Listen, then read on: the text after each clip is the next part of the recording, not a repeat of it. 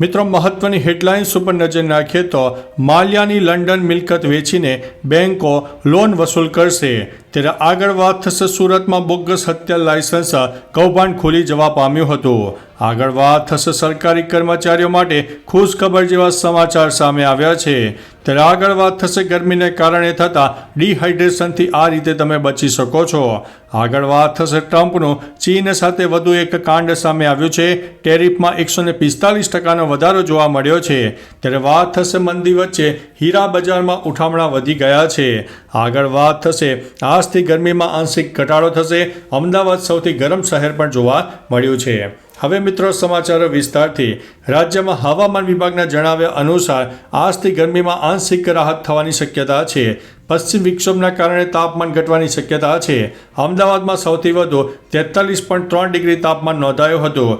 રાજ્યના 10 જેટલા જિલ્લાઓમાં તાપમાન 40 ડિગ્રીને પાર ગયું હતું. ગાંધીનગરમાં 43.2, સુરેન્દ્રનગર અને રાજકોટમાં 43, ડીસામાં 41.8, વડોદરામાં 40.8, ભુજમાં 40.2 અને કેશોદમાં 40 ડિગ્રી તાપમાન નોંધાયું છે.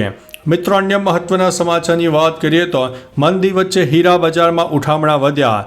સુરતના હીરા બજારમાં મંદી વચ્ચે ઉઠામણાના કેસોમાં વધારો થયો છે.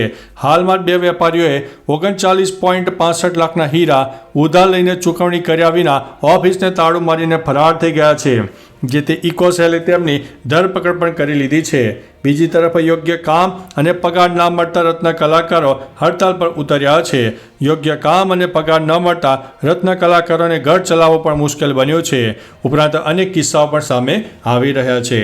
મિત્રો, અન્ય મહત્વના સમાચારની વાત કરીએ તો ટ્રમ્પનું ચીન સાથે વધુ એક કાંડ. ટેરિફમાં 145% વધારો થયો છે. ચીન અને અમેરિકા વચ્ચેનું ટેરિફ યુદ્ધ અટકાવવાના કોઈ સંકેત દેખાતા નથી.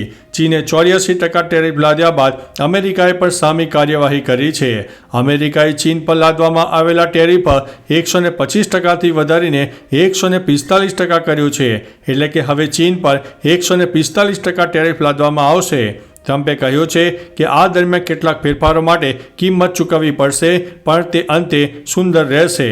આપણે ખૂબ સારી સ્થિતિમાં છીએ. મિત્રો, અન્ય મહત્વના સમાચારની વાત કરીએ તો ગરમીને કારણે થતા ડિહાઇડ્રેશનથી આ રીતે તમે બચો. ઉનાળાની શરૂઆત થઈ ગઈ છે. હવે બપોરના સમયે બહાર જવાનું ટાળવામાં જ આપણી ભલાઈ છે. ડિહાઇડ્રેશનથી બચવા માટે તરસ ન લાગે તો પણ આખા દિવસમાં 8થી 10 ગ્લાસ પાણી પીવો. શરીરને પાણી પૂરું પાડવા માટે જ્યુસ, નારિયેળ પાણી, લીંબુનું પાણી પીવો.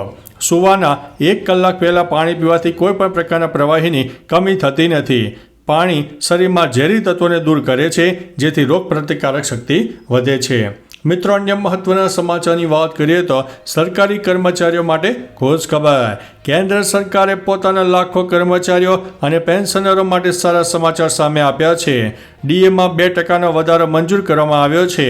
ડીએ મૂળ પગાર પર આપવામાં આવે છે. એટલા માટે દરેક કર્મચારી માટે પગાર વધારો અલગ અલગ હોય છે. દાખલા તરીકે જો કર્મચારીનો મૂળ પગાર 20,000 રૂપિયા હોય તો પહેલાં તેને 53% ડીએ એટલે કે 10,600 રૂપિયા મળતા હતા.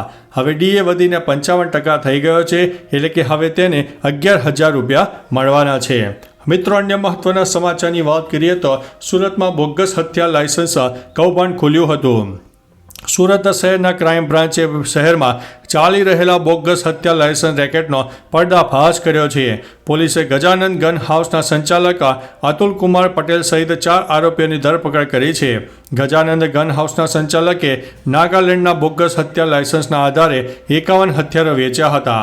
આ ઉપરાંત તેમના મળતિયાઓ આસિફ મારફતે 6 બોગસ હત્યા લાયસન્સ સુરતના વિવિધ લોકોને અપાવ્યા હતા. મિત્રો, અન્ય મહત્વના સમાચારની વાત કરીએ તો માલ્યાની લંડન મિલકતો વેચીને બેંકો લોન વસૂલ કરશે. ભાગેડુ વિજય માલ્યાની મુશ્કેલીઓ ઓછી થવાના કોઈ સંકેત દેખાતા નથી.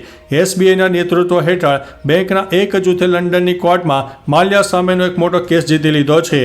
આ જીત પછી ભારતીય બેંકો માટે લંડનમાં માલ્યાની મિલકતો વેચીને તેમના દેવા વસૂલવાનો માર્ગ મોકળો થઈ ગયો છે.